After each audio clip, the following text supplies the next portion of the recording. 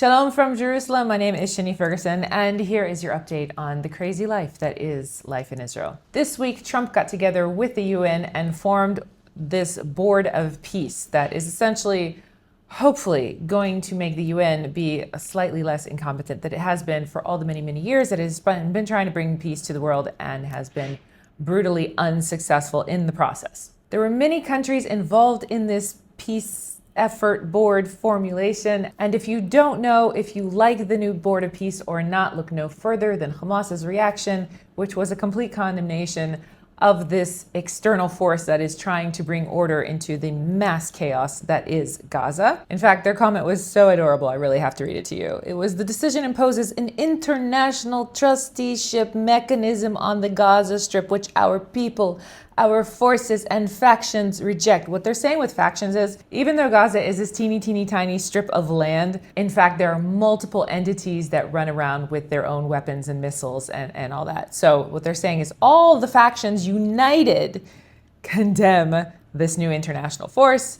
Resistance to the occupation by all means is a legitimate right anchored in international law and conventions. So these people are actually trying to use legal speak to approve of October 7th and such activities.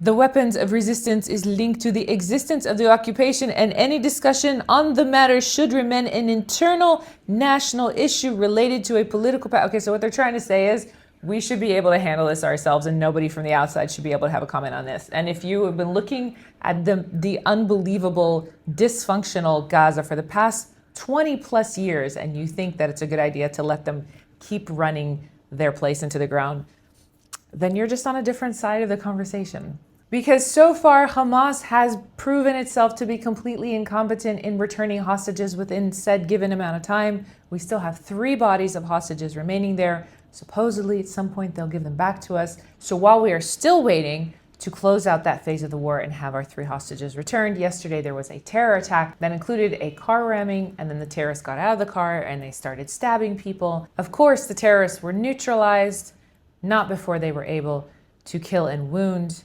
The father of the terrorist was interviewed by the news and he was crying. He was crying because he was so proud to be the father of a martyr. And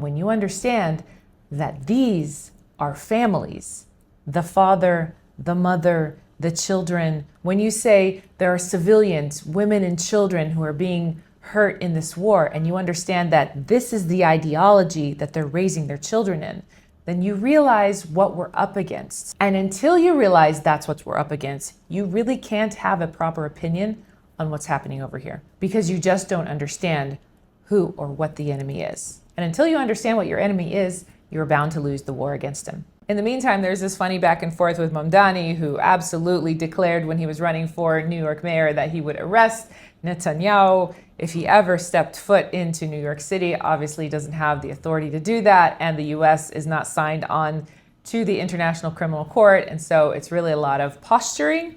He was asked by a reporter if Netanyahu came into his inauguration, what would he do? And he said, I have to worry about the city of New York. Thank you so much. In conclusion, there is no better action that you can take as an observer than to pull out the popcorn and watch the incredibly bizarre reality that we live in today, because the capital center of the world is now going to be under a democratic socialist, and the largest Jewish city has a Muslim mayor who can't stand Jews. And the US just said they're going to sell F-35s to Saudi Arabia. What could go wrong? So stay tuned to our weekly updates. And of course, you can go to maozisrael.org and check out articles and videos that are written about all different topics that are going on in Israel. And of course, you can listen to the worship music that is coming out of Jerusalem in Hebrew, English, Arabic, French, Portuguese, name it, we got it. Until next time, I'm Shani Ferguson. Shalom from Jerusalem.